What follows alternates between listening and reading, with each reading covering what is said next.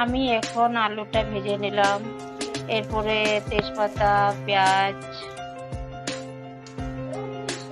দিয়ে পেঁয়াজটা লাল লাল করে ভেজে নেব। তারপরে দিয়ে দেবো মাংস, তারপরে মাংসটা ভালো করে কষাবো।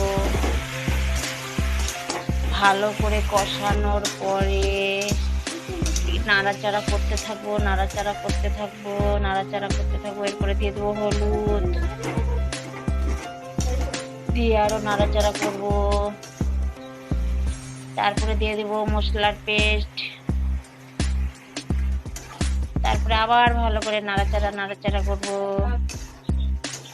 এরপরে দিয়ে দিব বাদ বাকি উপকরণ, জিরে গুঁড়া, লঙ্কা গুঁড়ো,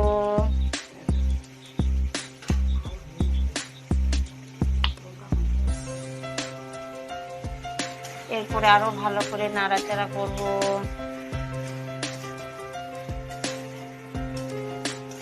নাড়াচাড়া করে ডরে এরপরে দিয়ে দেব কষানো হয়ে যাচ্ছে। এরপরে দিয়ে দেবো মিট মশলা। এই মিট মশলাটা দিলে মাংসটা স্বাদ হয়। দিয়ে দেবো লবণ, লবণ দিয়ে দিলাম।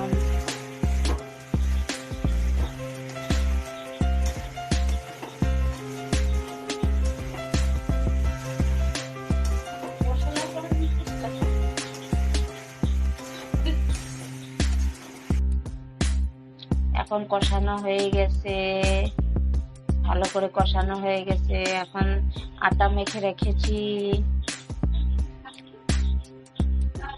এখন দিয়ে দিব কষানোর পরে জল।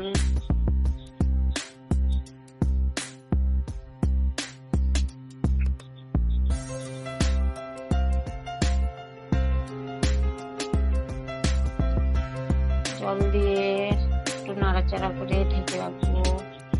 কেন নাকি আজকে মাংস আর রুটি, অনেক রুটি করবো। 6 জন মিলে আমাদের বাড়িতে কাজ করছে, তো তারা নাকি ভাত খাবে না, তারা নাকি বলে রুটি খাবে।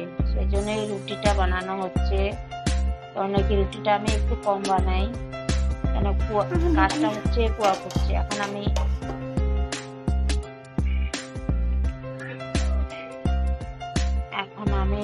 আমি কিন্তু রুটি কড়াইয়ে ভাজতেছি, তাওয়ায় আমার কাছে রুটি ভালো হয় না।